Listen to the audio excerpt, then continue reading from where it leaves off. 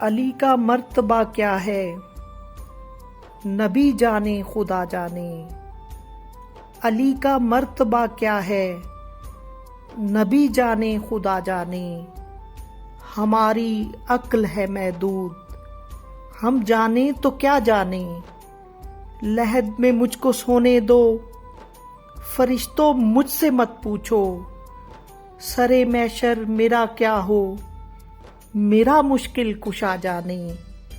اگر سننا ہے کچھ مجھ سے تو بس ناد علی سن لو، پھر اس کے بعد تم جانو میرا حاجت روا جانے۔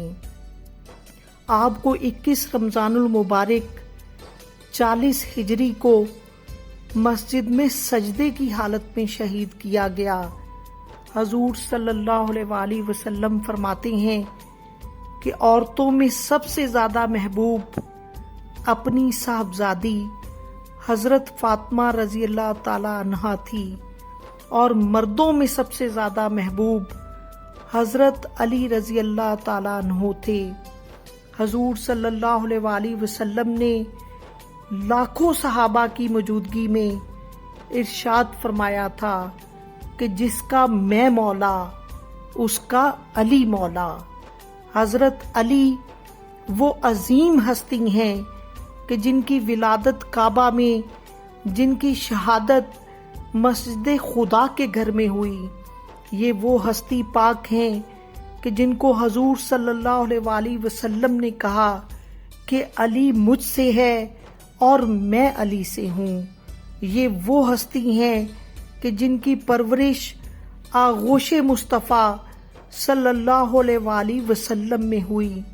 حضرت علی رضی اللہ تعالیٰ عنہ جب دنیا میں تشریف لائے، ان کی نگاہ سب سے پہلے چہرہ والضحیٰ محمد مصطفیٰ صلی اللہ علیہ وآلہ وسلم پر پڑی۔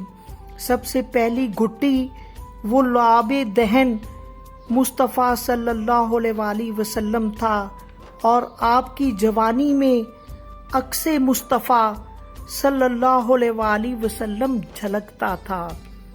جس کی نگاہ عقابی تھی، ان کا ذہن آفاقی تھا، ان کی سوچ کائناتی تھی، اور ان کا کردار ملکوتی تھا۔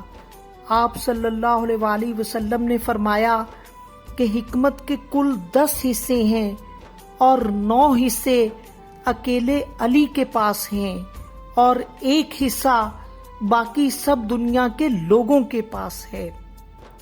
یہ وہ ہستی پاک ہیں کہ جن کی شادی مبارک فرش پر بعد میں ہوئی اور عرش پر سب سے پہلے ہوئی۔ قرآن مجید کی سب سے زیادہ آیات جس صحابی رسول کی شان میں ہیں، ان کا نام علی مرتضیٰ شیر خدا ہے۔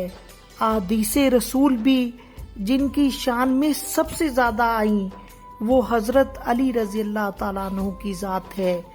ان کے بارے میں یہ کہنے سے کوئی عار محسوس نہیں کرتا کہ ہمارے عشق کی نسبت اسی قبیلے سے ہے، ہمارے عشق کی نسبت اسی قبیلے سے ہے جہاں کٹے ہوئے سر بھی کلام کرتے ہیں۔